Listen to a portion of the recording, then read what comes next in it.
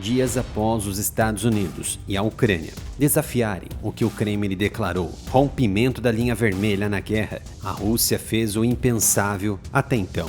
E agora a guerra na Ucrânia está a um passo do início da guerra nuclear. A Rússia lançou um míssil balístico intercontinental em CBM durante a madrugada de quinta-feira, visando a cidade de Dnipro, no centro-leste do país, sendo a primeira vez que Moscou usa um míssil desse tipo na guerra e o primeiro ataque CBM da história da humanidade. Em uma declaração na manhã desta quinta-feira, a Força Aérea da Ucrânia não especificou o tipo exato de míssil, mas disse que ele foi lançado da região russa de Astrakhan, que faz fronteira com o Mar Cáspio, na Rússia. O relatório disse que o míssil balístico intercontinental foi disparado contra a cidade de Dnipro, junto com outros 8 mísseis hipersônicos, e que os militares ucranianos abateram alguns deles. As imagens que registram esse momento são impressionantes.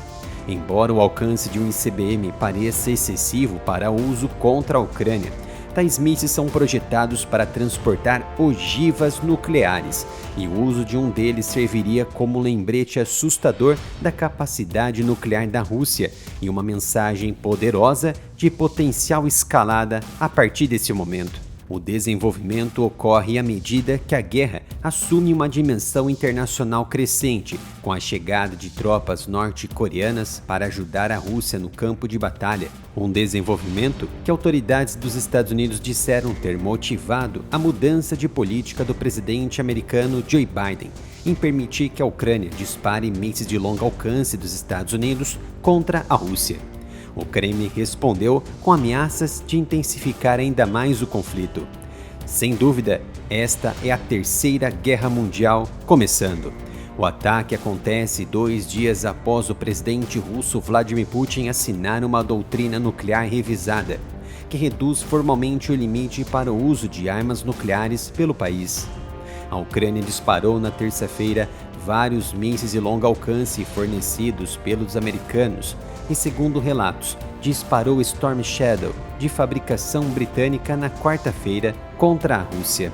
Putin já havia alertado os Estados Unidos e outros aliados da OTAN que permitir que a Ucrânia usasse armas de longo alcance fornecidas pelo Ocidente para atingir território russo significaria que a Rússia e a OTAN estariam em guerra. A nova doutrina permite uma potencial resposta nuclear de Moscou, mesmo a um ataque convencional contra a Rússia por qualquer nação apoiada por uma potência. Embora a doutrina preveja uma possível resposta nuclear da Rússia a um ataque convencional, ela é formulada de forma ampla para evitar um compromisso firme de usar armas nucleares e manter as opções de Putin em aberto. O chefe da inteligência estrangeira russa, Sergei Narinsky, disse em uma entrevista publicada na quarta-feira que Moscou retalharia contra países da OTAN que facilitassem ataques de mísseis ucranianos de longo alcance contra território russo. A Rússia então preparou o terreno para usar o ICBM ainda na madrugada de quarta-feira. Isso porque a Força Aérea Ucraniana havia relatado na quarta que a Rússia havia disparado durante a noite cerca de 122 drones de ataque em regiões por toda a Ucrânia, incluindo a capital Kiev. Pelo menos 56 dos drones lançados foram abatidos. Vários mísseis guiados também foram disparados em direção à região de Dnipro, no sudeste, junto com as regiões de Chernihiv e Sumy, no nordeste. E um míssil antiaéreo foi disparado em direção a Kharkiv e, ao que parece, atingiu um local crítico ucraniano.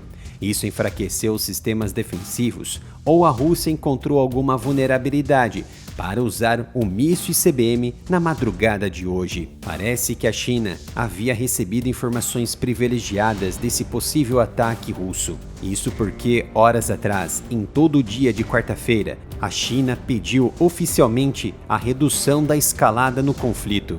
Foi então que, na madrugada de quinta-feira, a Rússia aparentemente lançou um único míssil móvel rodoviário do tipo RS-26 Rubes contra um alvo em Dnipro, na região de Dnipropetrovsk. De acordo com as autoridades ucranianas, o míssil atingiu uma empresa industrial não especificada. Dnipro é o lar da unidade de produção de mísseis Pivdemesh, a antiga Usamesh. Análise das imagens do ataque indica que o RS-26 carregava 6 ogivas de reentrada independentes, também conhecidas como MIVs, cada uma delas implantando várias submunições. Este pacote de ogivas é exclusivamente para ataque convencional. A Rússia não havia sido avaliada anteriormente para equipar o RS-26 com uma ogiva deste design.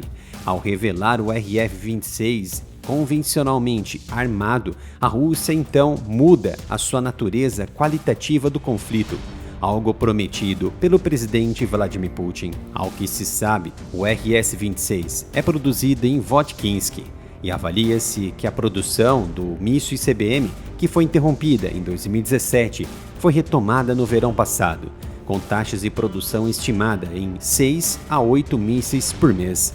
E a Rússia poderia ter acumulado um arsenal de 30 a 40 mísseis RS-26.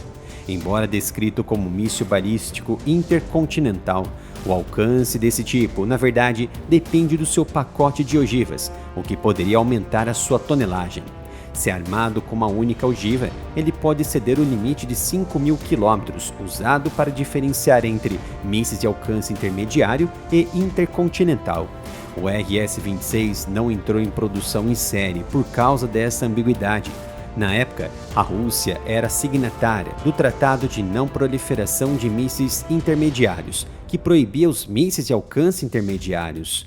Avalia-se que o pacote de ogivas convencionais e 6 ogivas usadas contra Dnipro teria feito o RS-26 cair na classificação de mísseis de alcance intermediário.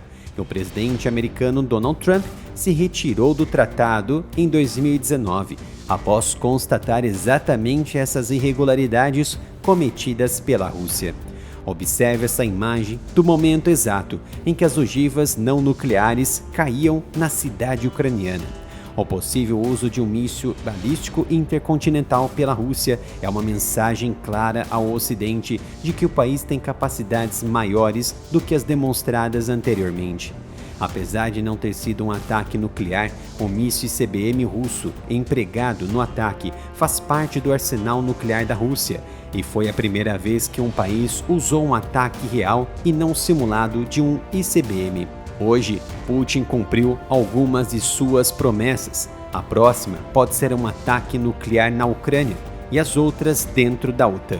Este é um novo canal dedicado a assuntos de geopolítica e defesa que ainda não foi censurado pelo YouTube. Então me dê um apoio, visite o canal Analytics e se gostou do meu trabalho, se inscreva e ative as notificações.